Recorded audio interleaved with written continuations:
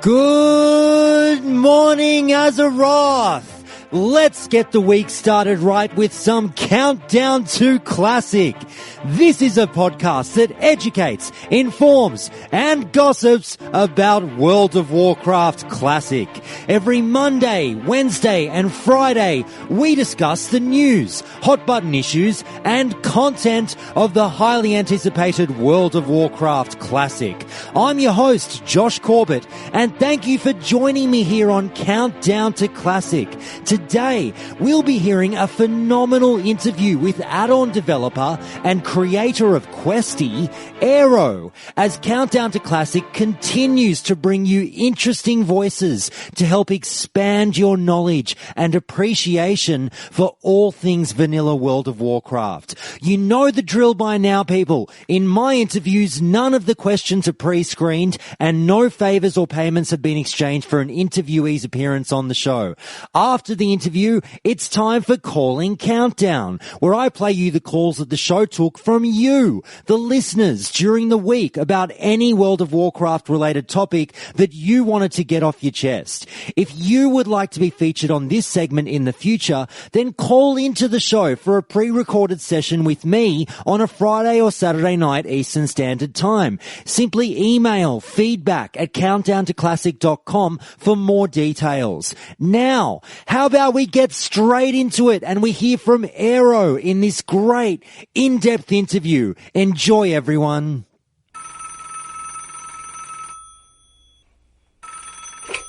Okay, so a big Countdown to Classic hello to AddOn developer and creator of Questie, Aero. How are you? Hey, I'm pretty good. How are you? I'm good. Thanks so much for agreeing to come on the show. Now, obviously I've had you on because I wanted to get into the deep and dark world of add-ons in vanilla World of Warcraft. So obviously you offered your services and that's something that we'll be getting into on the show. You've obviously got a bit of experience with that. Isn't that right? Yeah, actually I spent it's pretty crazy thinking how long it's been, but ever since the start of Nostalrius, I have been coding add-ons in the community, and that's surprising, but that's been like how many years now? Like 3 or 4 years almost. Yeah, and definitely. Okay. Time flies. It sure does. Now, what we're going to do is here on the show for these interviews, we just start off with a little bit of a rundown of your resume within World of Warcraft. So I've got 10 quick questions here just to run through. You ready to hit up some details about yourself? Yeah, sounds good. All right. Question number 1. With as much specificity as you're comfortable with, where in the world are you from? I'm from Ontario, Canada, and it's cold here. I can imagine. Okay, how long have you played World of Warcraft? I think I started around 2005. Honestly, it's hard to remember because back when I first started, I was such a noob. I didn't even know what was going on. And I actually didn't make it to 60 before TBC launched. When it launched, I didn't really know what it was. I just thought it was a different login screen, and then I realized later that it's actually an expansion pack.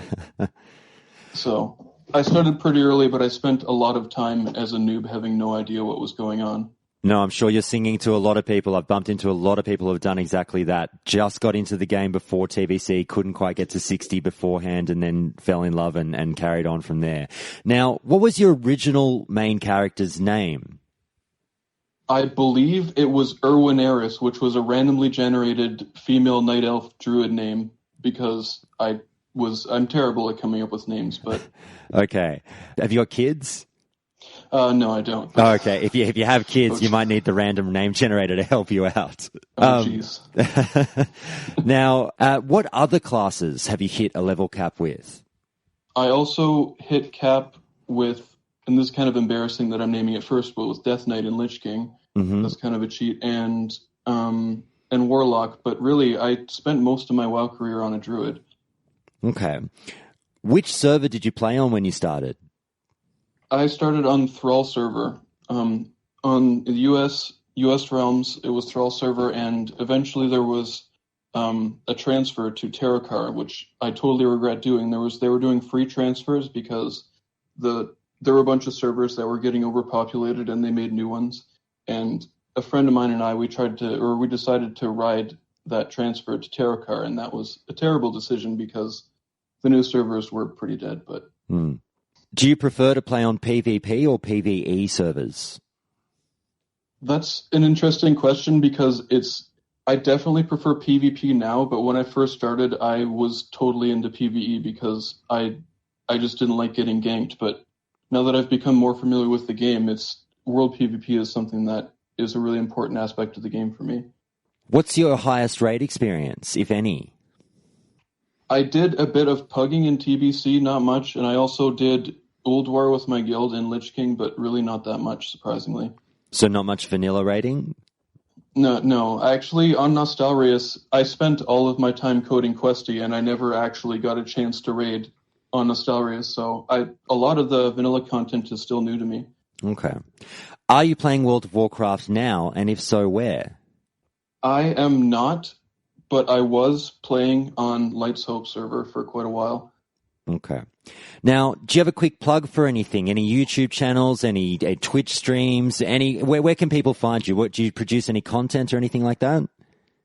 I don't really have a YouTube channel, but all of my code goes on my GitHub, which is github.com/aeroscripts, and that just has all my projects, including Questie. So anything that I do will show up there. Excellent. Okay, final question. Complete this sentence so we know where your allegiances lie. For the Horde. Okay, all right, excellent. Now, just getting into the meat of things with your experience, obviously, in add-ons, what got you into add-on development? Well, actually, before I got into add-on development, I was already into programming, like through high school. It was just something I found quite interesting. And when I joined up on Nostalrius, I saw there was such a lack of add-on content because they're just, I don't know, the community wasn't as active in terms of making add-ons back then. And I saw an opportunity, and it was quite a good opportunity because there's so many people using Questie now. It's pretty awesome to see how many people are using it. Well, when you say you looked at the landscape of Nostalrius and there was nothing really there, what was it like? Was there anything, or was it just a barren wasteland of add-ons? Well, there's of course some things, but in terms of quest add-ons, I think it was WHDB and MetaMap was the most common one, and all that did basically was it would show you Wowhead comments inside of your quest log, and which is handy, but it was nowhere near being able to figure out what to do without alt-tabbing out, which was actually the main goal of the project for me initially. You mentioned that you started mucking around with coding in high school. Well, what is your coding and your sort of software engineering background so people know? It's kind of a tough story. I spent a lot of time in high school coding, even time that I shouldn't have been spent coding. Like I used to skip class and just go code. And that resulted in me not getting my high school. But it might sound bad, but honestly, the skills that I gained from skipping class and coding were able to get me a job later. So it turned out pretty good in the end. Definitely. So it all worked out. So I presume you got a job in the industry and you started plugging away. Well, what kind of software were you creating? Most of my work has been web-based stuff. That's honestly where most of the demand is because everybody needs a website and there's just always work there. So almost all my paid work has been fixing people's websites. Now, getting into the nitty-gritty of things, and please just do keep in mind that I am I'm not the most technologically advanced person in the world, but I'm genuinely interested. Could you explain in detail the technical aspect of developing WoW add-ons and, things like APIs and stuff like that? Explain to the listeners what it's all about.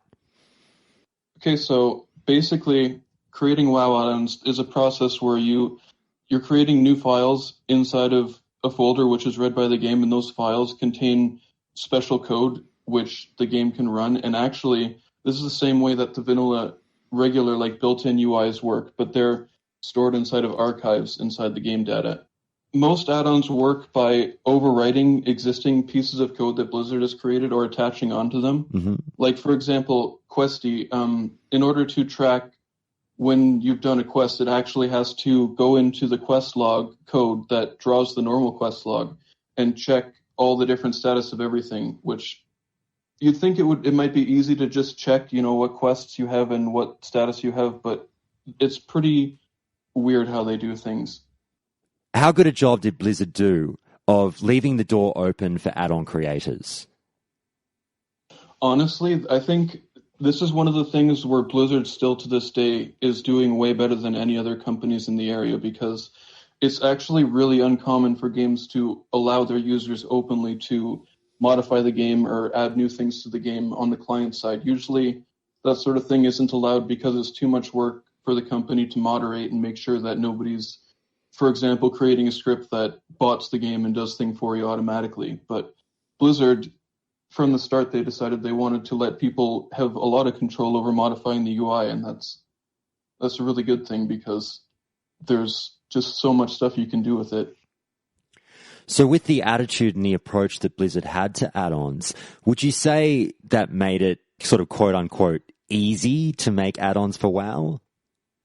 It definitely enabled people to make add-ons. Like, if they didn't make a system for add-ons, first off, people would get banned if they tried to make add-ons because it would get detected by the anti-cheat. Mm-hmm. And second off, all the data that you need to have access to work with the game would be obfuscated, which means that it's basically encrypted in a way that you can't use it easily. Now tell me the story of how Questie came to be. How old were you? What was going on? What popped into your head one day when the light bulb appeared above your head there? Honestly, well, I just started playing Nostalrius and I was leveling, and there was no good quest add-on, and I knew that I had the ability to make it, so I set out to do that. I wasn't expecting that many people would use it, honestly. Like, usually when I make projects, they don't get much attention because I don't know why, but with Nostalrius, there was such a huge community of people, and it was really easy to get the word out there that there's this new add-on. How old were you, if you don't mind saying, how old were you when you started development on Questie? I believe I was 22. Okay. But don't quote me on that. No, it's fine. I was around 22. Well, what I'm getting at is, so you're 22 years old, you're young, you've got things going on. It must have been a fairly considerable project to take on. Yeah, it was quite a bit of time, but honestly, it didn't take time away from my real life. It took time away from my time playing vanilla. Like, instead of playing the game, I would log on and code Questie. So, yes, it was quite an undertaking, but it was worth it. And as you started developing Questie and things were going along, what was the process? What were the different hurdles that came up as you were going along? Actually, when I first posted it, somebody reposted it with AdFly links to try to make money off of the download links, and my post got deleted off of the Nostalrius forums, and that was quite a bit of chaos to deal with at the start. Really? Wow. Yeah, it was pretty crazy, actually. People thought that I was the one who was stealing it, but that got cleared up pretty quickly, though. So someone was trying to basically add some sprinkles onto your add-on and monetize it? They didn't even add any sprinkles. They just took it and put it under AdFly so that when you went to download it, you got ads in your face and you got money. Oh, wow, they didn't change anything. That's amazing. It was pretty crazy. I didn't even know what to do. But it all got sorted out. The Nostalrius mods were understanding and they dealt with it. Okay. So when you're actually, how long did it take you to make Questie? The initial version I made in a weekend, but the initial version was really shitty. Then, shortly after I posted the initial version, and this is actually when things started changing, there was another developer who signed up and wanted to help, so I put it on GitHub, and it started to become a community project, and over time, more and more people started helping out. Now there's a few different developers who are all still working on it today.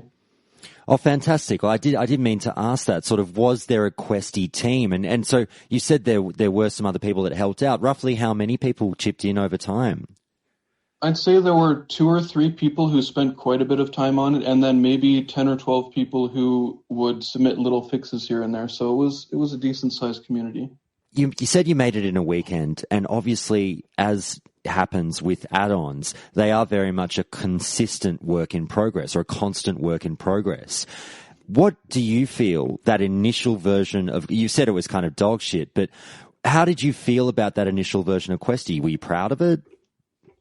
I was actually really happy with it. And to be honest, there are a couple features from that initial version that aren't in the modern Questie that I would still like to have today, as weird as that sounds. But they wouldn't fit in because of how it's all designed now, basically. And what specifically are you referencing there?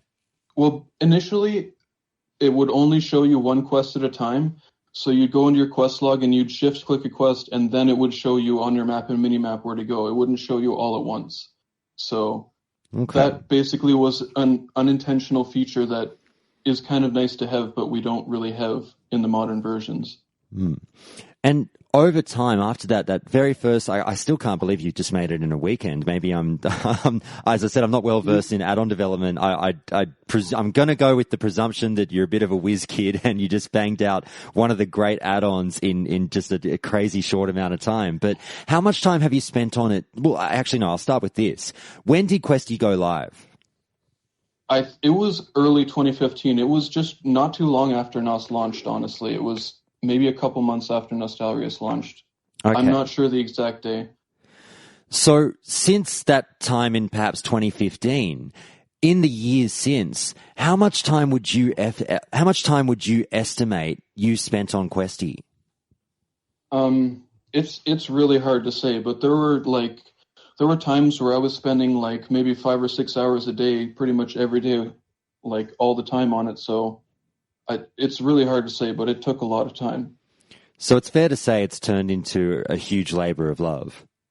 Yeah, basically. And it's actually been completely rewritten from scratch 3 times at this point, which sounds crazy, but it has been. That's crazy. What brought about the rewrites?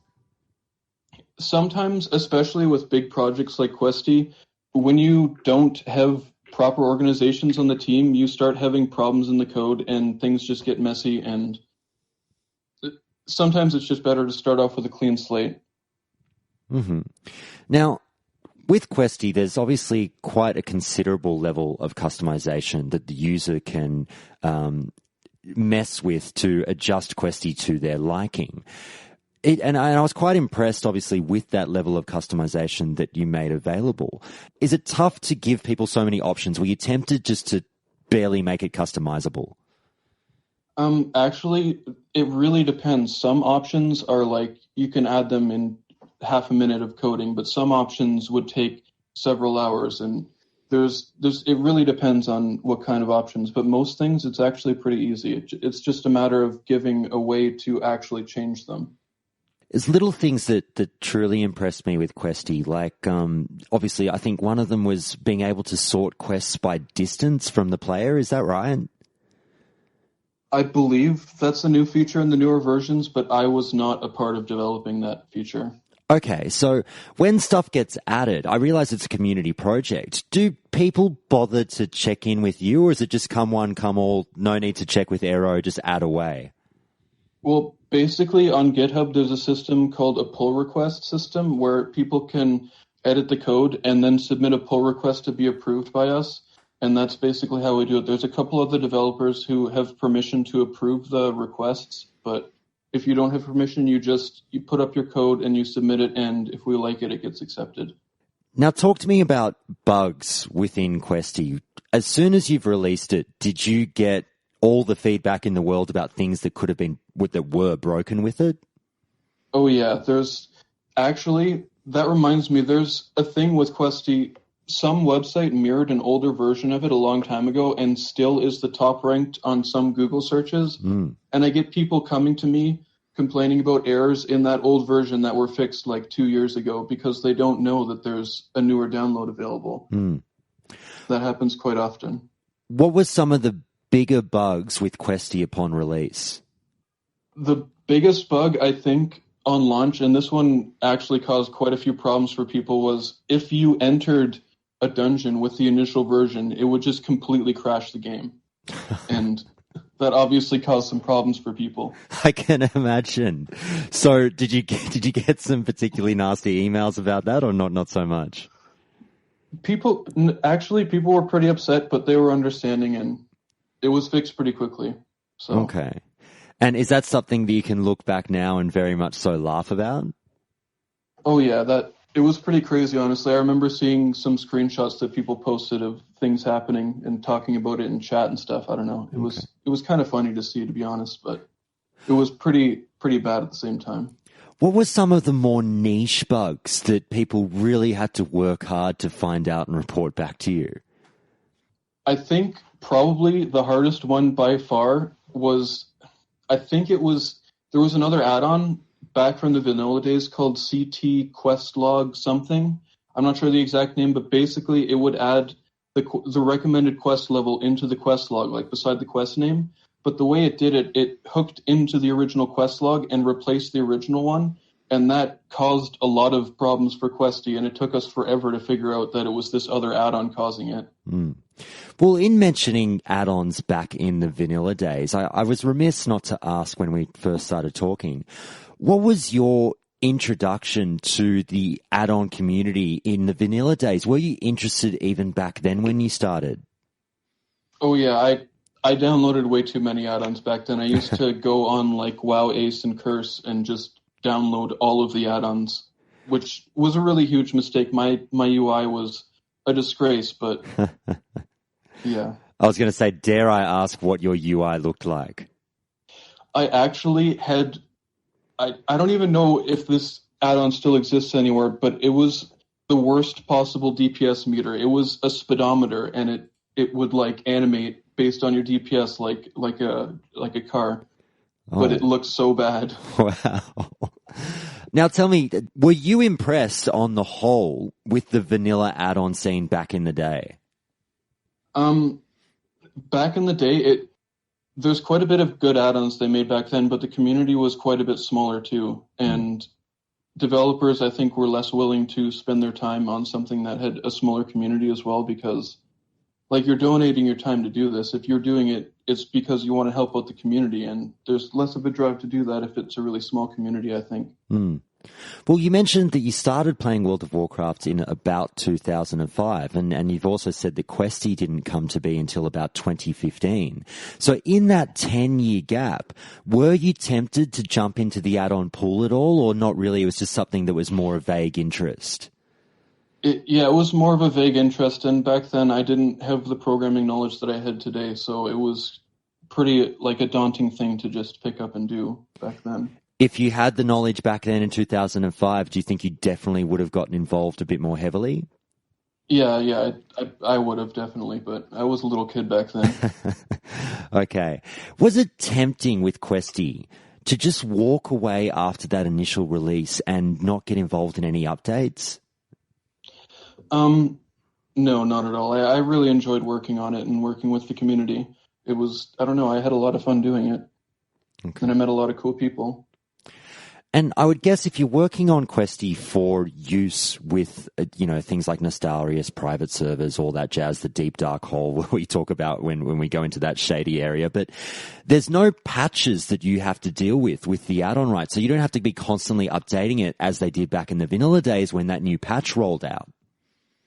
Yeah, that's definitely a big advantage too. And I guess if I could just change tact a little bit now that we've gotten quite a bit of background on Questie itself. If people aren't aware, Questie, we haven't even talked about it, I guess it's just assumed knowledge. Questie is very much so an add-on that basically is just a holding of the hand through all the quests in the game. How do you feel about your add-on's effect on the players?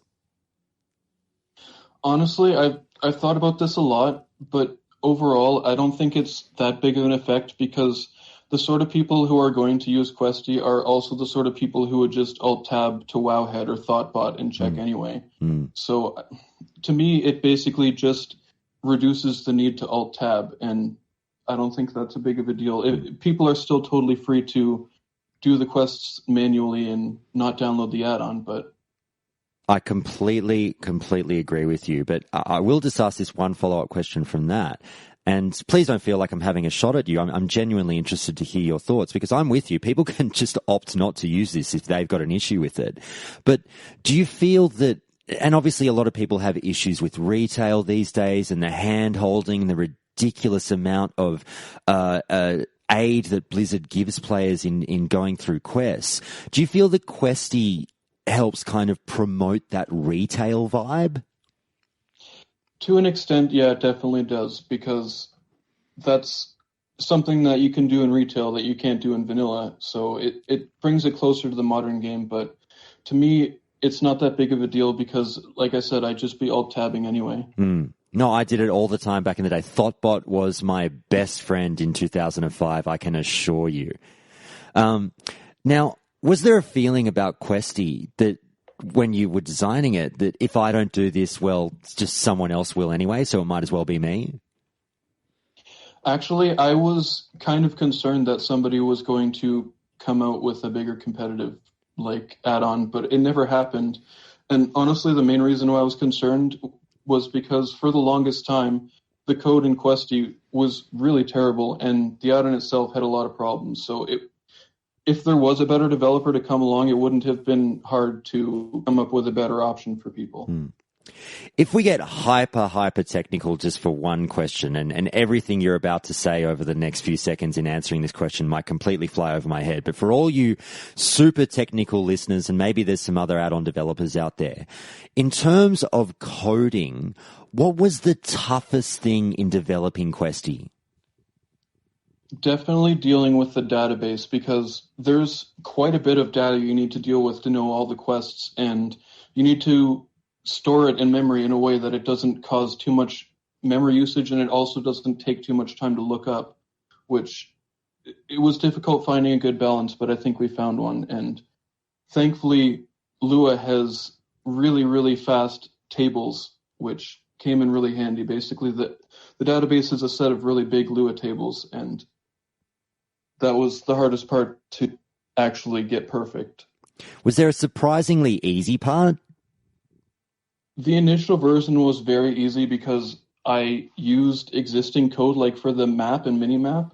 I thought that was going to be next to impossible, but there was already an existing map add-on from vanilla called Metamap, which had the code to do it already. And so I had a working example that I could work from that saved quite a bit of time. But if I didn't have that, it would have been a lot harder, and I was expecting it to be. You mentioned that you only kind of lightly were interested in 2005 in add-ons, and we talked about Blizzard's approach to add-ons. How has Blizzard's approach to add-ons changed over time in your mind? Actually, and this is something I've been thinking about too, it's pretty interesting because add-ons and the add-on system is one of the few things that really hasn't changed all that much from vanilla to the modern game. The only thing that's changed is their policy behind monetizing add-ons. A few other things in terms of legal policy, but the way things work in terms of code and what you can do with it hasn't changed almost at all. They've added a few new things that you can access to as they've added content, but they haven't really changed it. It's kind of interesting.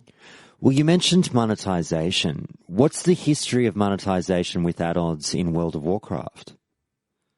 I'm actually not super well versed on this, but there were a few different add-ons back in the day that were paid add-ons. And a good example of this is Carbonite Quest. In Lich King, there was an add-on called Carbonite Quest, and it was a more advanced quest helper, but it was a premium thing you had to pay to buy it. And around that time, Blizzard changed their policies to make it so that you're not allowed to lock any add-on behind a paywall, basically.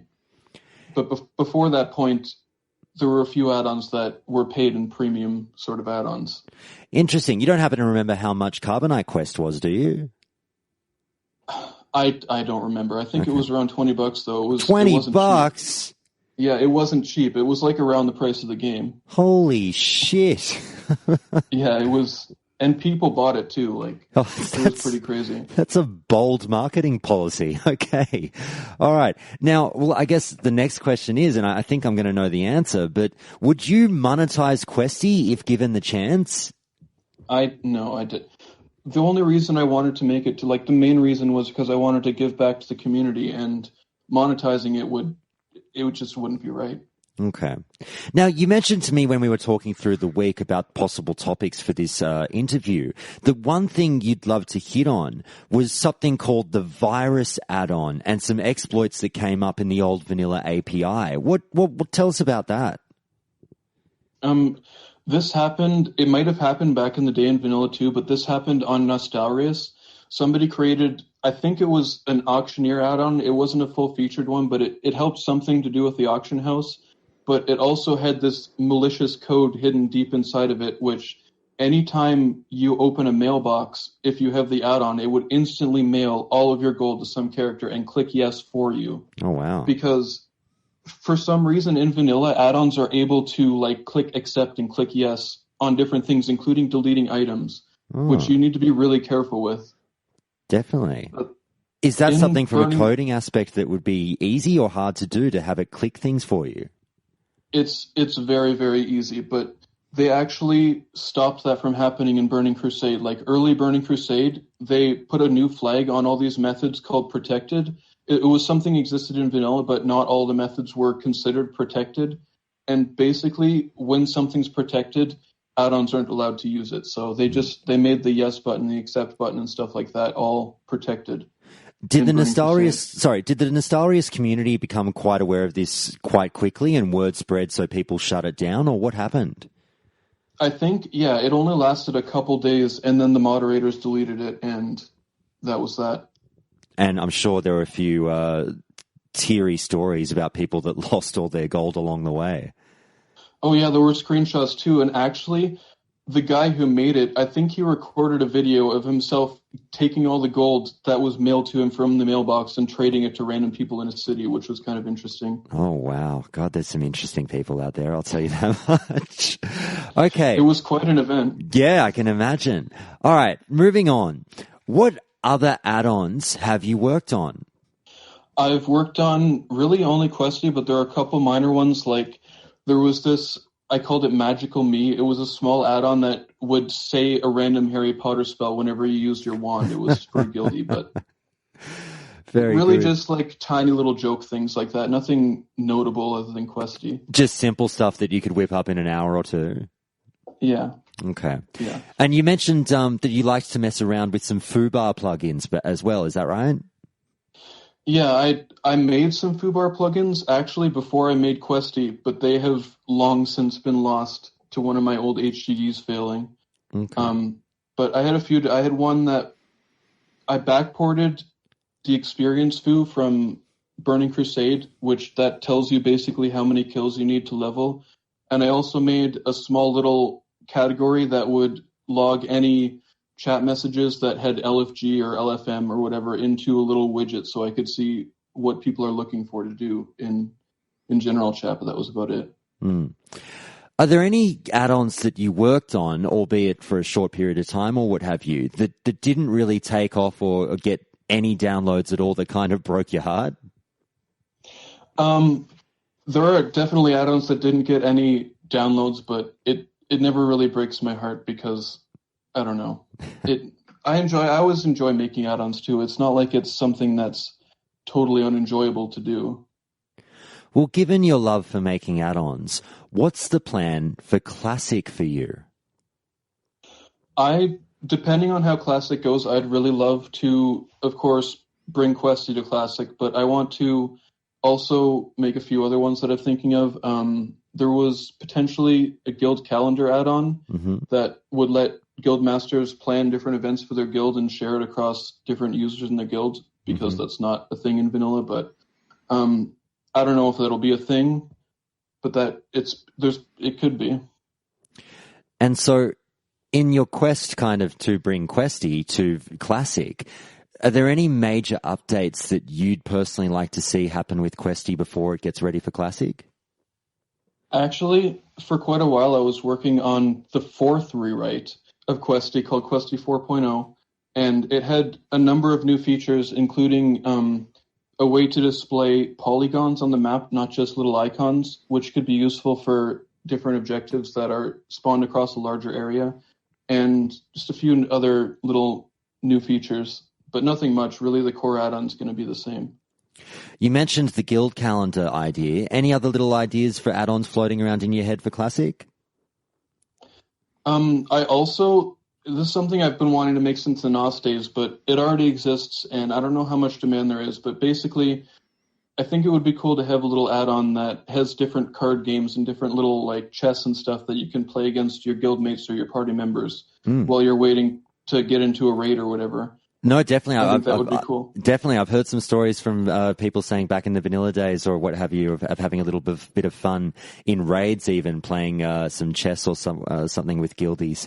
Now, in terms of Blizzard and Classic and add-ons, what do you expect will happen with the add-on scene for Classic? I think it'll largely remain the same as the add-on scene on vanilla servers right now. I think they're probably going to do that protection thing. Like I mentioned earlier, in Burning Crusade, they made some methods protected to prevent that virus add-on from being possible. I think that's one change that they can't avoid because it really is like a game-breaking bug. People could do so many malicious things if they don't protect some of the things in the API. But overall, I have a feeling it'll be pretty much the same, especially considering surprisingly, there isn't that much difference between the vanilla API and the Legion one right now. Is it possible with the API for Blizzard just to completely shut down add-on use? Just get a state where no one can throw add-ons into the game? It's entirely possible for them to do that, but I think they would have a lot of unhappy customers. Understood. But if they so chose, they could basically just design something that would keep vanilla as possible and not have people adding the sprinkles to the game. All they have to do if they wanted to do that would be flip a switch, essentially. That it wouldn't be hard for them to completely disable add-ons if that's something they wanted to do, yeah. Interesting. Do you expect to see more developers than ever with add-ons for Classic? I think so, especially if Classic is a success, which I think it will be. I think the programming community is quite a bit bigger nowadays too than it was back then. There are way more people getting into the field, and I think it's going to be pretty big, yeah. Now, I'm presuming with whatever we get with Classic that none of the add-ons we currently have will work. They'll have to be changed and recoded in some way, right? I think a large number of them will, yeah, but there will probably be some that do work out of the box, I think. Okay. Now, just to get to a bit more about you, what are your favorite add-ons? Well, of course, Questie. That's actually... Questie and Auctioneer are the two add-ons that I use. Mm-hmm. I really don't use that many, unless I'm raiding, or doing other content. I don't really use, as weird as it sounds, I don't use that many add-ons. I've used Luna unit frames, which is nice for frames, but really I don't use that many. So you've gotten over your initial add-on craze and you've learnt to tame it down a bit, is that right? Oh yeah, for sure. And that's something that probably shows through in the design of Questie too, is I like to try to keep things as close to the original style as possible in terms of the UI design and how things are laid out. And a lot of the times, add-ons don't really follow that design. What would you call a must-have for add-ons in vanilla? Well, of course, Questie, but Questie and Auctioneer and a good unit frame add-on. Those are the top three things you should definitely have. Okay. Do you speak with other developers about future projects?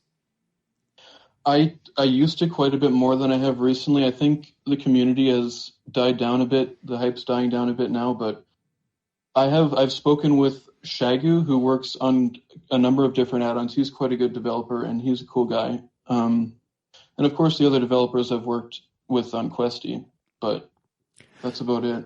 What are some of the worst add-ons that you've ever seen? Definitely the one that I mentioned earlier, actually, that CT quest log thing that totally ruined my life for a week is actually also the most useless add-on that exists. So I have to go with that one. Okay. Do you see other add-ons and a part of you wish that you could get in and fix some of the code? Do you have that constant criticism of other people's work? Well, not criticism, that's a bit harsh, but do you notice what other people have done with their coding and realize it and think that you could help tweak things?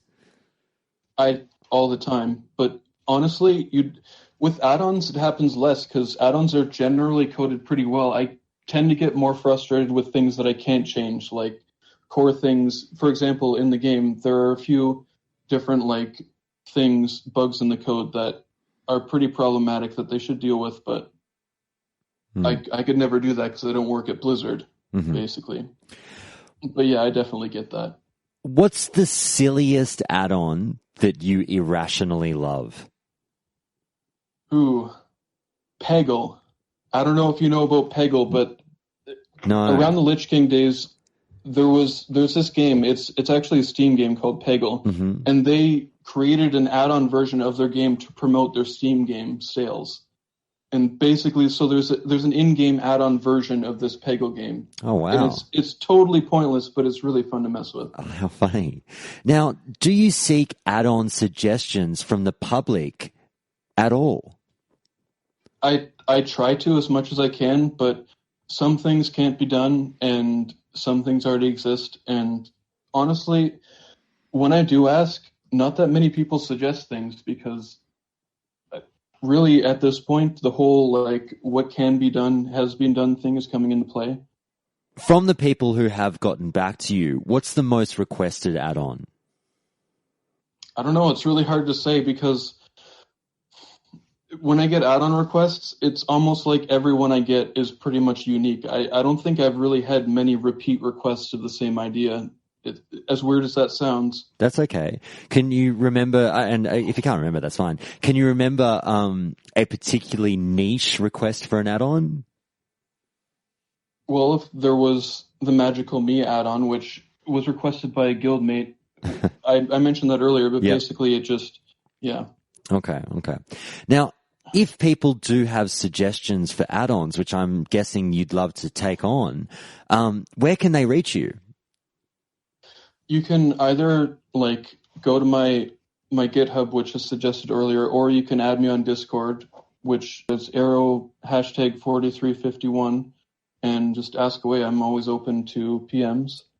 Now, I've just got a handful of listener questions who I put it out there to the listeners if they had any questions for you, and a few people got back to me. So the first one comes from listener Turocco, who asked this: did you have any testers for Questie, and how did they become involved?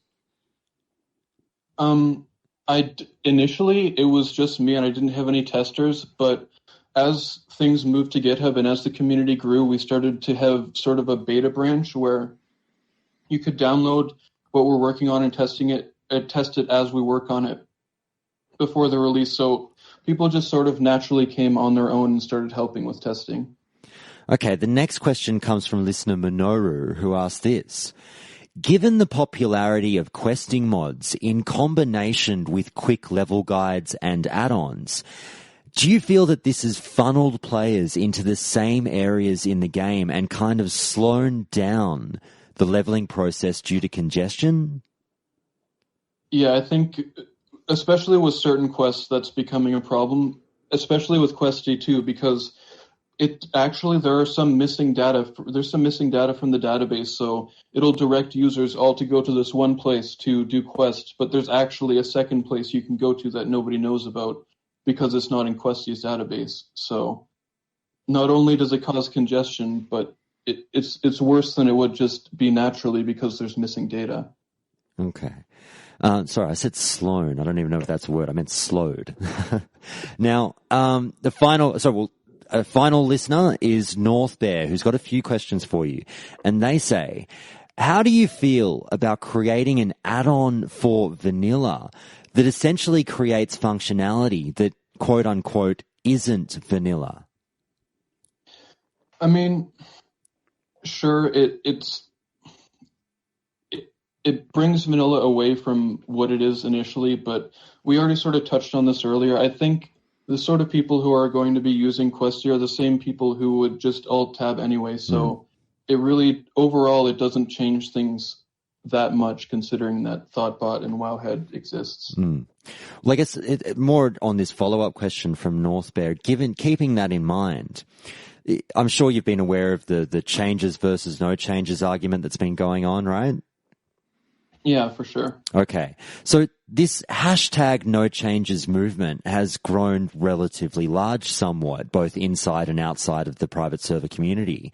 But given the no changes movement and its growth, why do you think your add-on is still so dang popular? Well, to me, at least, and I consider myself in the no changes camp, and that might sound weird considering I made Questie, but to me, the whole point of no changes is no changes by Blizzard that would directly take the game away from what it should be. And add-ons have always, even from day one, been a part of vanilla, so I don't think it really goes too much against the no changes thing. Okay, and Northbear's final question is, given that you've created something that modifies the questing experience a great deal from 1.12, do you receive any hostility or praise and support from the private server community? Actually, I'm pretty surprised that I haven't really had any backlash from people who are upset about it. Like, they're all surprisingly welcoming and understanding, and nobody really is upset about Questie, even though you'd think they would be, but haven't really had any trouble with that. Okay, with all that being done, as I mentioned earlier, we're going to have you sit through a little bit of a personal anger management segment where you get to get a bit of a rant off your chest. So now it's time for anger management.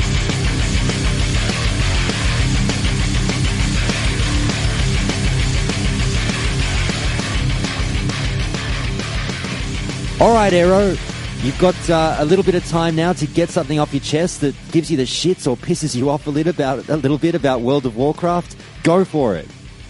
Okay, so the main thing that really bothers me with the modern game is I think it's been a major shift in the design, like in the overall design of the game, to things are now being designed around trying to keep the people subbed. Like, there's a lot of time sinks.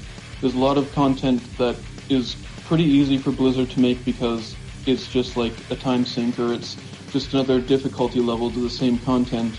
And I think that's really leading to the downfall of WoW overall, is just the overall content design is shifting in focus. So you feel it's Blizzard's essentially cheapening their own product a little bit with the mindlessness of the content that they're adding? Yeah, and I think the source, a big part of that is because, and this might get a bit tinfoil hatty, but I feel like a lot of the people who work at Blizzard, who work on WoW, don't necessarily care as much about the game as the developers who were working on it back in the day. Like, that might sound like crazy, but I have a feeling, I just get the feeling when you watch the old BlizzCon stuff and when you watch the original interviews, and actually the vanilla directors, or the vanilla collector's edition DVD is very much worth a watch because they talk about a lot of stuff on there, but you can just really tell that there's a lot of passion for the game that they're making, and I feel like that's just not there as much as it used to be. That's a really, really interesting point, and honestly something that I've kind of a thought that's darted into my mind in the past, but I've been relatively quickly dismissive of, going, oh no, it's Blizzard. It's Blizzard. They work there. Of course they care about the game. They've got a pretty vested interest in it. But hearing you say that then actually draws what some might term as a relatively crude or incorrect analogy in my mind. Now, a lot of my listeners know I'm a huge fan of The Simpsons, and obviously that show is well known for having kind of two lives in a way. There was the first 10 years that people revere, and then it just became this kind of ridiculous pumping out of soulless episodes that aren't funny, with new staff members, new writers that weren't there in the original days, and a lot of people do bring up the thought that they just don't give a fuck as much. That the drive and the passion isn't there to build something. And I think that's relatively analogous with World of Warcraft. And I think that's a really great point that you raised, that you do have this next generation of developers that weren't there for vanilla. They didn't have that hunger because they weren't trying to build something. It was already built, and they've got a different viewpoint on the game. Yeah, I think that's causing a lot of the problems with the modern game. And it's not to say that they don't care about what they're making. It's just, it's different than what it used to be. No, I don't think that's tinfoil hatty at all. I think that's a brilliant concept, and obviously it does get raised a little bit in forums. You see, like, if you actually extrapolate on the point a little bit more, that's a good way of thinking of it. All right, with all that done, now it's time for the hot seat.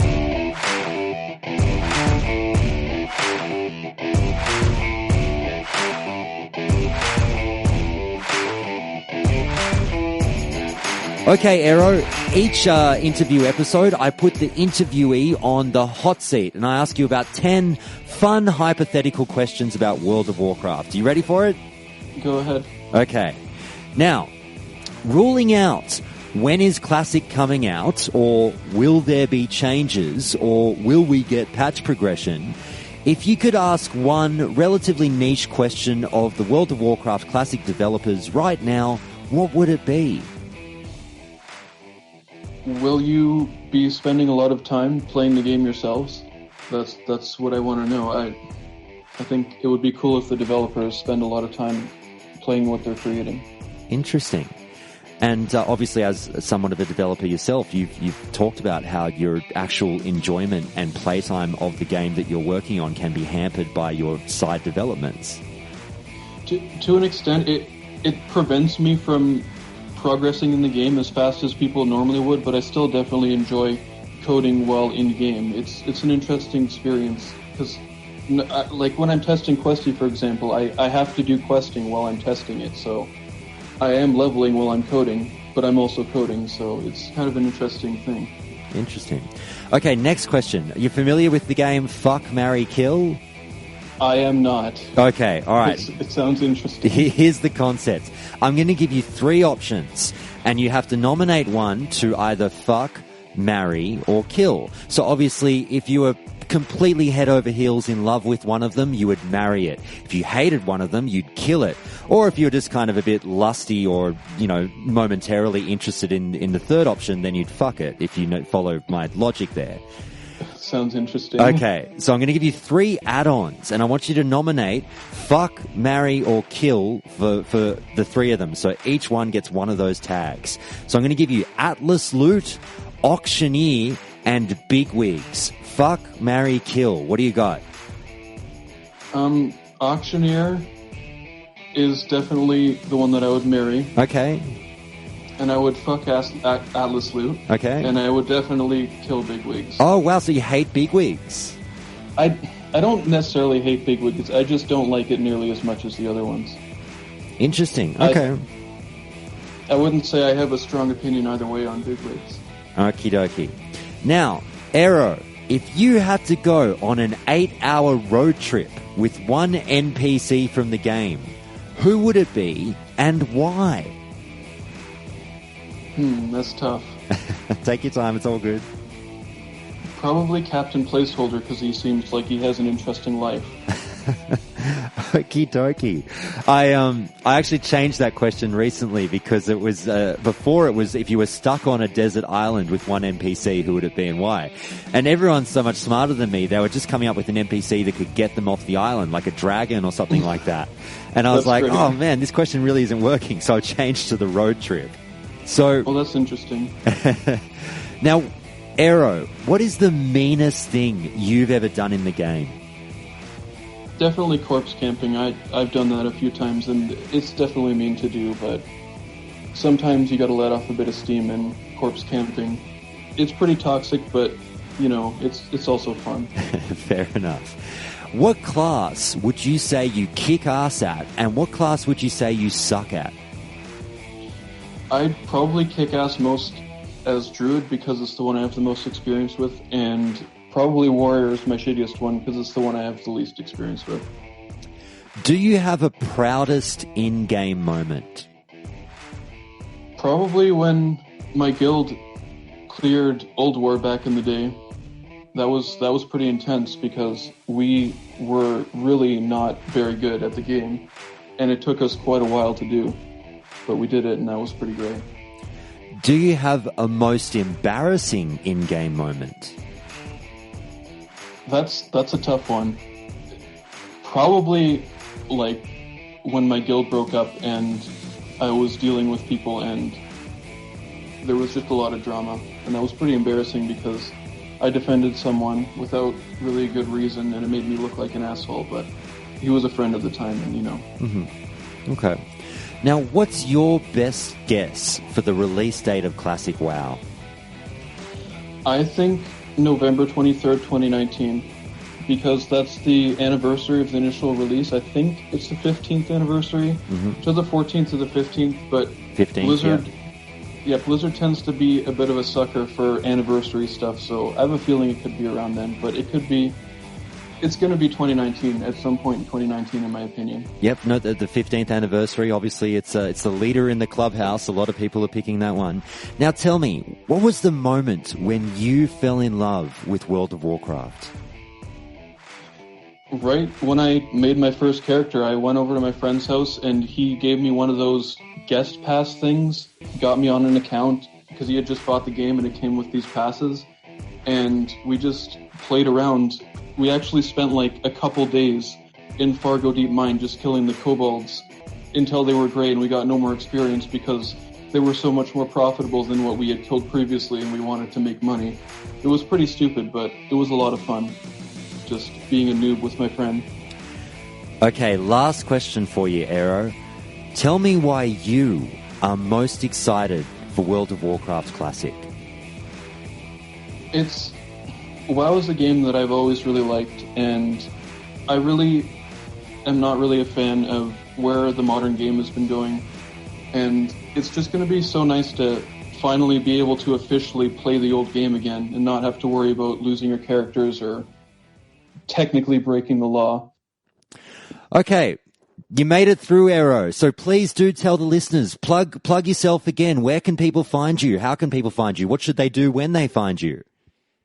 Okay, you can PM me on Discord, Aero, #4351. Just message me whenever I'm open, or you can contact me on GitHub, like look at my projects, and yeah. I don't really have social media, but I do have Discord. Okay, and please, listeners, as Aero has said, he's happy to take your suggestions for add-ons and is actively looking for feedback from the community. So hit him up with things that you would like to see added to the add-on community. Aero, one last time, thank you so much for coming on. I really do appreciate it, and thank you for being on Countdown to Classic. Hey, thanks for having me. It was fun. Hey everyone, it's me again. I hope you all enjoyed that great chat with Aero, and thank you so much to him again for taking the time out for Countdown to Classic. If you've got any comments or feedback about that interview, then please do get in touch with the show at feedback@countdowntoclassic.com. But with that done, let's get to some listener calls with Calling Countdown.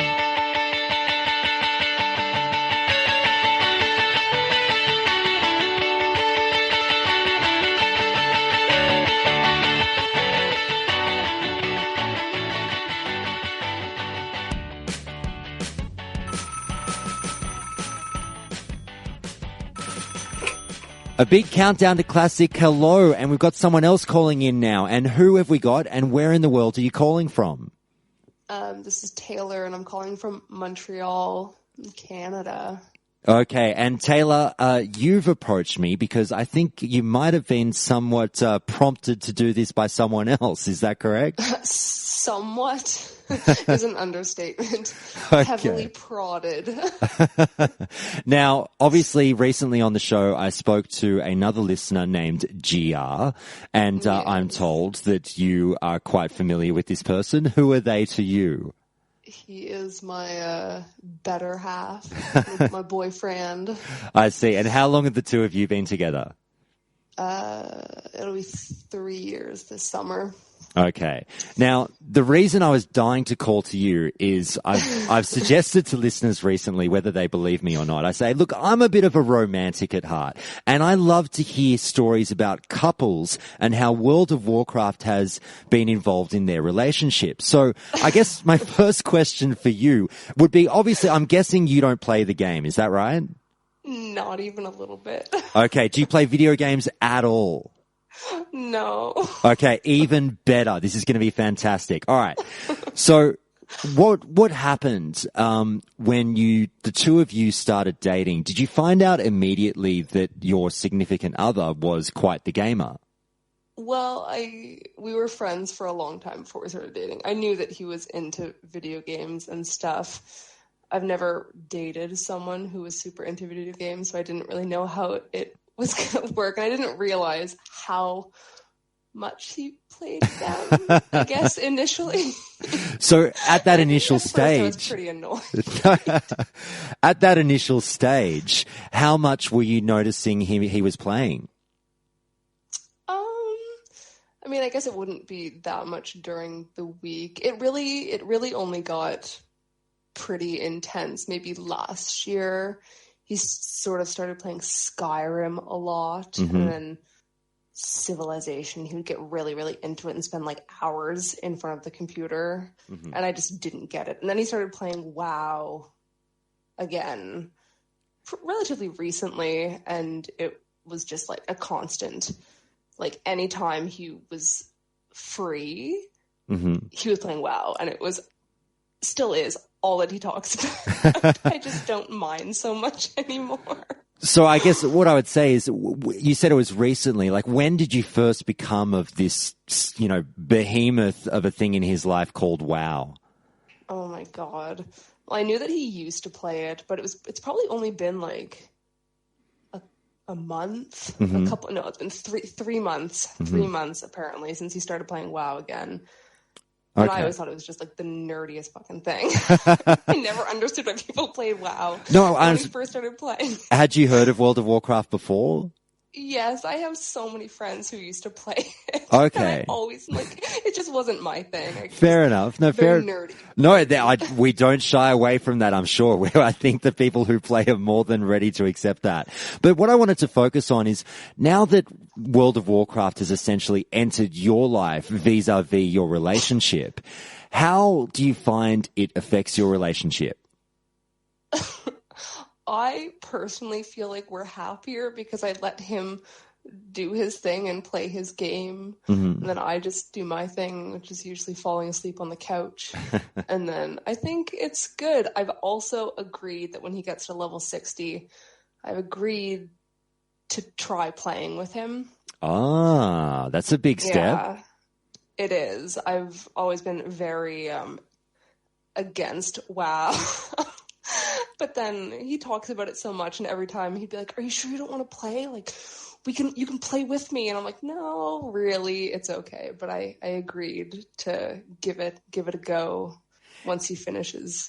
Unfortunately it's every pig of a man's dream. I'm including myself, because we rank number 1, getting other people involved in the bedroom, and then we rank number 2, getting your partner to play WoW. That's pretty much the dream for us. But we'll see how it goes. Okay. Now, it sounds like you're actually open to the concept, so you would consider it. I would consider it. I mean, well, because that's the thing. I never really knew much about it, but I just always had this sort of pre-existing, like, annoyance / dislike for it. And then now, when he first started playing it again, I was sort of like, roll my eyes and like, really? But then I watch it and he talks to me about it, that I've sort of become invested in it as well. Obviously not as much as he is, but like, I'm pretty into it. So I feel I'm a little more assured that I would enjoy playing it now after having watched him play it so much. You mentioned that he does talk about it. So is it the case that it's not just you leave him to his own devices and he goes and satisfies himself with World of Warcraft? He'll actually come away from the game and chat to you about it? Oh, it's like whether I want him to or not, he's always turning around and talking to me about things and items and stuff that he has to do.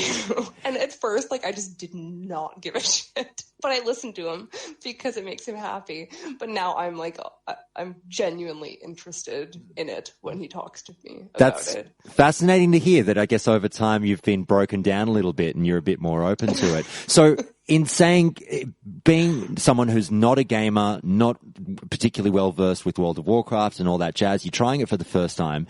Have you given any thought, and I'm sure he might have explained to you, to what kind of class or something you might want to play? We have talked about me maybe being a druid. Mm-hmm. I don't know. He always wants to like talk about it and, you know, like, what am I going to do? But I wait till we get to level 60 and then when I'm actually going to play it, and then we can talk about it in more depth. Because right now it's like, I mean, I think it'll be fun, but I still don't care. Fair enough. Let me tell you very briefly, I have somewhat of a bit of experience with this because going back to over, about 11 years ago now, I had a girlfriend at the time who was not a gamer, exactly like you, very pessimistic about the whole thing, called me a fucking nerd, blah, blah, blah. But she knew what she was, up for when she signed up to dating me. So she took it, with a bit of, humor. But eventually over time, exactly like you've said, she saw me playing. I'd spoke about it occasionally. And eventually one day I came home and I sprung her creating a character on the game. And it was like walking in on someone being caught cheating. Like I'll never forget the look on her face. She might as well have had 3 guys in the room with her. She was so mortified. And I was like, aha! I knew it. And so she actually started playing the game and she thoroughly enjoyed it. And she actually got better at the game than I did and she got more invested. So you never know. You might get completely sucked into it. It's true. I have a bit of an addictive personality. So I often wonder if I would get, a little more addicted. I'm at home with a baby all day. So I have a fair amount of spare time. I worry that I'll get really addicted to it and then that's just there goes my life. I can imagine. Wow. Now tell me, what's the setup? Are there 2 computers there? Are the 2 of you going to be able to play together? No, well, he's been talking about building another computer, so we'll see. He has his laptop. I'm not sure how well it would run on a laptop. But it may have to suffice until we get another setup sorted out.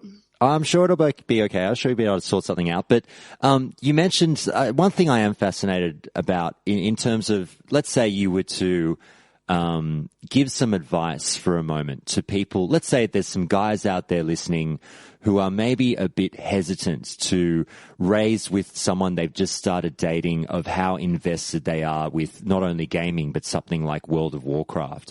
What advice would you have to them? Would you say just be upfront about it and tell someone straight away, or bring it up over time? What do you think? Honestly, I feel like probably being upfront about it would, help avoid a lot of annoyance on the girlfriend's part, probably, which is what sort of happened with me initially. Just constant annoyance that WoW was sort of taking over the free time that I had to spend with him. Mm-hmm. But then, I mean, also it depends, like, if you're okay with sort of hanging out on your own, it's not so bad. Also, depending on how much your boyfriend or your girlfriend, whatever, like, how much they include you in their sort of gaming process. Like, I'm very involved in his process right now, so it's like it's entertaining for me when he does play. And I feel bad. I always feel like he thinks that, I'm just saying that he can play just to make him happy. Like, I genuinely don't mind when he plays. I'm like, if you want to play, you can play, because I kind of want to see what's going to happen. I want to see how far he's going to get. So do you watch? I do. Not always. I end up sort of, because he usually plays at night after the kids go to bed, and then I end up falling asleep on the couch. But I do peek and watch a little bit, especially if something interesting is happening. Okay. Well, now I'd probably ask you, on the flip side of the coin, if, let's say for a moment, we have you talking to the partners of people who are invested in the game, and if they're listening to the show wondering what they're getting into with someone who is so involved in the game, you sounded like it might actually be a bit of a positive to have your partner have a hobby that they're so invested in. Is that something that you would say to people? It's not the worst thing in the world if your partner is wrapped up in World of Warcraft? I mean, obviously it depends on like the extent that they're wrapped up in it. If it's like consuming 100% of their free time, then maybe being in certain people might not be ready for that kind of relationship. But I think it's good for, your significant others to have an outlet. That's because everyone, they still need their own space away from their relationship. And it's nice. I find it brings us together a little more than I ever thought World of Warcraft would. So just as, if you're getting into something with someone who's very invested in the game, I guess it depends on you, how you deal with, patience and stuff as a person. I'm a very patient person, so okay. I guess it worked out well for us. I'm glad you are, because when you start playing World of Warcraft, the game is going to test that patience. So I guess here's what I'll do. I'm going to bail you up. I'm going to put you on the hot seat a little bit with a couple of questions I need to know before I let you go. Can you remember, is there a time during the last 3 years of your relationship with GR that you've really lost patience, or is there one moment in particular when you went nuts about him playing the game? Is it the kind of like you're getting ready to go to a party and he's going 5 more minutes, and you're standing by the door, come on, asshole? It's more like if the baby is crying or if something needs to be done and then he's just too into his game, or he has to wait until whatever, he's done doing whatever he's doing. So when, helping with the baby, I think is probably when I get the most annoyed with his dedication to the game. Next up, without getting too personal, has World of Warcraft ever had a negative impact on your romantic life? Oh, definitely. Definitely. He only ever plays it in the evenings, after work. Usually it's during the weekend stuff, but then I'm a very tired person naturally, so I tend to fall asleep early, and he ends up staying up, into the wee hours of the morning playing the game. By the time he comes to bed, I'm not in the mood for anything. I just want to sleep, and then he's tired from playing. So yes, I find it definitely does. Well, it sounds like it works out for everyone then. Oh, yeah. Fantastic. Well, look, thank you so much for calling into the show. I can't thank you enough. It's definitely something that I've wanted to talk about, and it won't be the last time that I talk about this on the show, as I try to get a few more lovely Romeo and Juliet-esque type stories on the show without the tragic ending about couples dealing with World of Warcraft.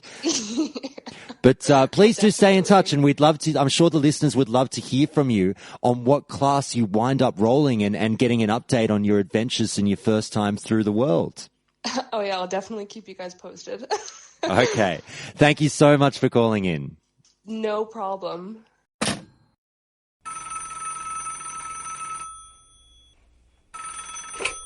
Okay, a big countdown to Classic. Welcome to another caller on the line. Who have we got and where are you calling from? Yes, I'm Andrew, and I'm calling from sunny San Diego, California. Fantastic. And Andrew, what brings you to the show today? What did you want to discuss? Yes, I wanted to discuss the twink community and the pros and cons of twinking versus focusing on and hitting level 60. Fantastic. Definitely a subject that I want to get more and more into. I know a lot of listeners are quite keen to hear about the twink community. So can you tell listeners perhaps just a little bit about your experience with twinking before we get into it? Yes. So I was level 60 Horde Rogue. And as you know, being a 60, rating and, of course, being a rogue, there's a lot of competition for loot. People go for the twink bracket because at 60, they don't want to deal with, kissing some GM's ass. They don't want to, gear out their 60, months and months for the next content and stuff. And they want to, stay at the top with, minimal effort, but at least, you're on an even playing field. So I started looking at twinking, and I mostly focused on the 29 brackets. I had a mage and a hunter horde side, and I was a very, very high damage, very well known 29 horde hunter. I had a Tauren hunter named In-N-Out Burger.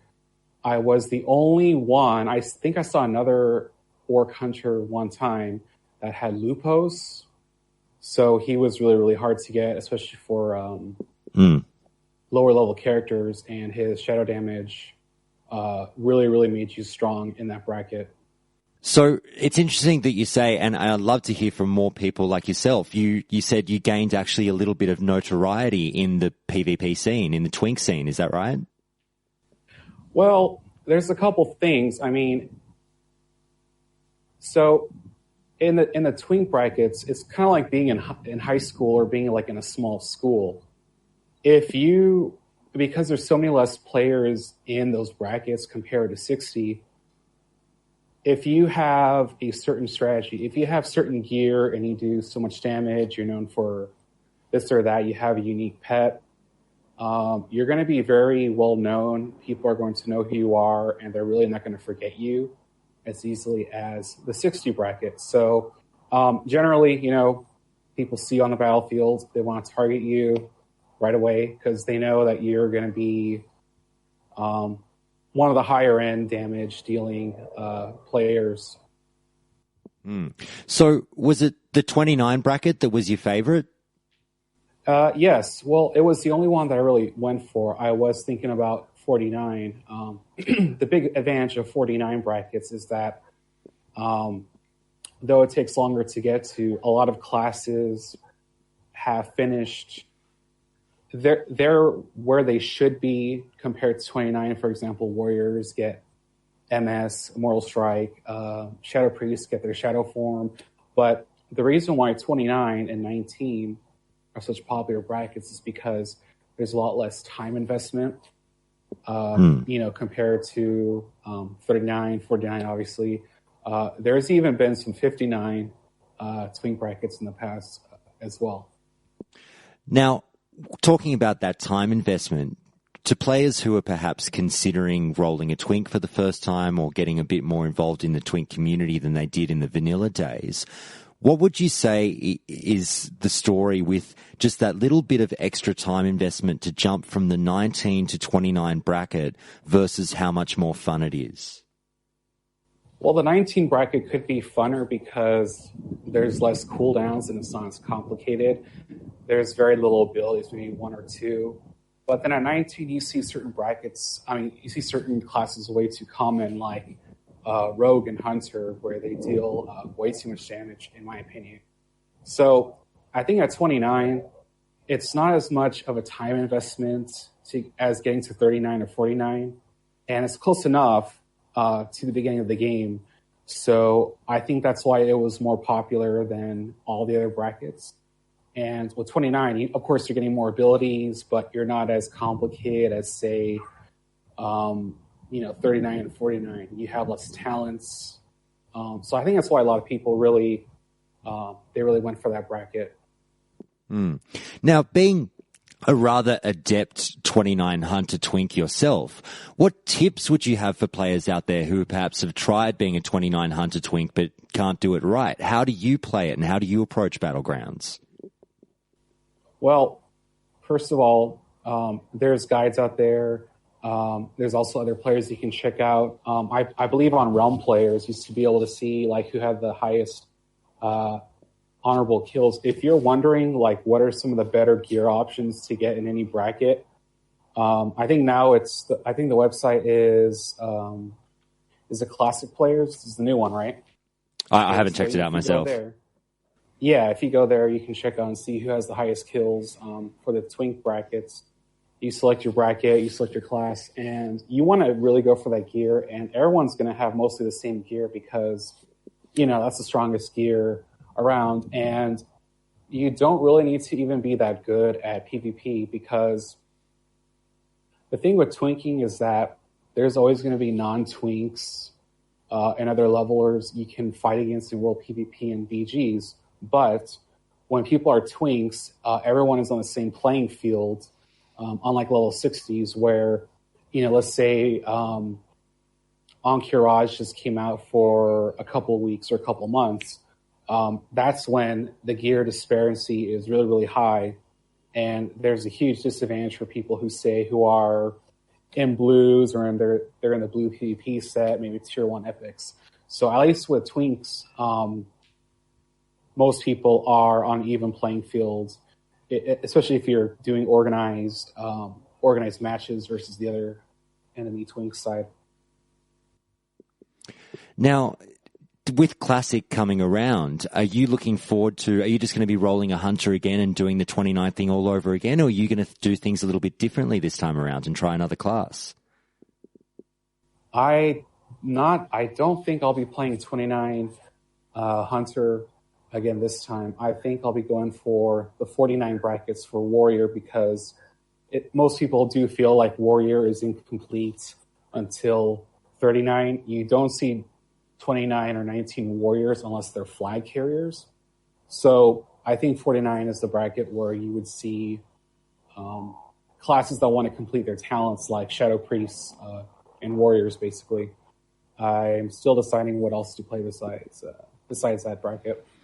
Okay, well, we might have some time up our sleeves for you to decide. I know I'm still going through a lot of decisions myself with what class I'm going to play. But you also mentioned to me when you approached me about this call that you had some thoughts on something I touched on a recent episode, being ninja looting. What are your thoughts on ninja looting and what you heard in that episode? I don't know. It's very different than retail if you're considering Classic and you're going to ninja loot, or just to kind of what's to understand about ninjing in general is that because it's only one server, most likely, or your servers will be smaller. There won't be cross group or LFG group finder. When you ninja, people are really going to know, like, you're going to get a reputation. And even when you're looking for a group and you're trying to talk in trade chat, people are really going to notice you, and they're going to remind others, like, what you've done and things of that nature. Like, because I did actually ninja in Classic and in Wrath of the Lich King. So eventually you might even get some little some busybody players who want to make sure, like, you never get a guild again, you never get a group again, and they're really going to, like, have it out for you. So you are going to make some enemies along the way if you do try to ninja. Others can support it if they like you enough, things of that nature. Well, now that I know I've got a supposed self-confessed ninja on the line, not that there's anything wrong with that, we've all had our moments. Yeah. Can you recall your best, or no, I shouldn't say best, can you recall your most memorable ninja moment? Well, the only item I did ninja on Classic was a Hand of Justice off of Emperor in BRD. Mm-hmm. Now, a lot of melee players, warriors and rogues, they're going to really know that, because they know how hard it is to sometimes get groups. A lot of players do like to reserve that item. So sometimes some people get really, really desperate, and they do want to actually, just take the item for themselves. I think the Hand of Justice was a relatively popular item to be ninjaed back in the day. Is that right? Yes, for warriors and rogues, definitely. There were other items too, like not like it would ever drop, but Baron Rivendar's mounts, Fell Striker from Rand and Ubers. Now, Iron Foe again off the Emperor. Yeah, things like that. Now, I'll let you off the hook. You said that was your only time. Is that the truth? Just that one time? Let me think. Yeah, that was it. I actually did have I was hoping you'd ask for, like, the funniest instance you've heard of someone actually ninjing. No, sure. Hit me. If you've got a story, go for it. Yeah, so I listened to this this other Warcraft-related show, and there was a guild in Vanilla, and they were on Nax, and I think they were the best guild on the server. Now, the guild was run by a Ret Paladin, and he was the only Ret Paladin in the raid. And the story goes is that the guild's main tank, he really wanted he wanted Corrupted Ashbringer from Nax, and of course it dropped, and he had the most DKP, Everybody was on his side. Everybody thinks he's going to get it. Next thing you know, it drops, and the guild master actually took it for himself, and then he kicked the main tank out of the guild. Oh. Now, there was some girl who was interested in the main tank, but the guild master had a crush on her. He didn't want anything to do with this girl, and apparently this girl and the guild master had known each other in real life. When that happened, I think she went over to his house, and I don't know if she let herself in or if she snuck in, but she tried to stab the the guild master's eye out with a fork. What? Yeah.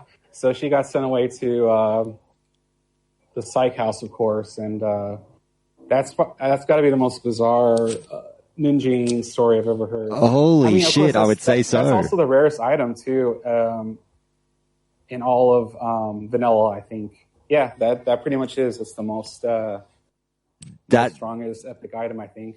That's definitely going to be tough to beat. That's the craziest story I've heard. Fantastic. Yeah. All right. Yeah. Well, thank you so much for calling, Andrew, and thank you for listening, and we'll talk to you again soon. Thanks. And that's been Calling Countdown for the week, everyone. Just before I let you go, though, I've got a few shout-outs to get through and some show news. I want to give a big shout-out to the Countdown Council members, Borzen, Palfuris, Seven Winters, Tsunami, Wilson Ma, and Volaco. Thank you so much for your support. The show would not be the same without you. I also want to shout out some new patrons who have just gotten on board with supporting the show. Borid and the Brave and GR. Obviously, we just heard from GR's girlfriend, so thank you so much again for teeing that up, GR. And I also want to try to reach out to Brian from Patreon. Please do hit me up. I've been trying to send you messages to get you unlocked content in the Discord channel, but I'm not sure what handle you have there. So please do get back to me on Patreon so you can start earning your money's worth with Countdown to Classic. Anyway, in terms of what's coming this week with the show, I'm going to see how I go with work, and I'm not quite sure yet what the composition of the week's episodes will be. It might be another interview and the news, or another interview and the law, or business as usual with the news and the law. We'll just have to see how my week pans out. But the next law episode will be focusing on Black Rock Mountain, so that should be a good one. Please do stay tuned for that. Anyway, that's pretty much everything, folks, so thank you so much to you for listening and continuing to support Countdown to Classic simply by downloading and making it through every episode to the very end. I thank you so much and can't wait to bring you more and more episodes. I'll be back with you all on Wednesday. I'll see you then.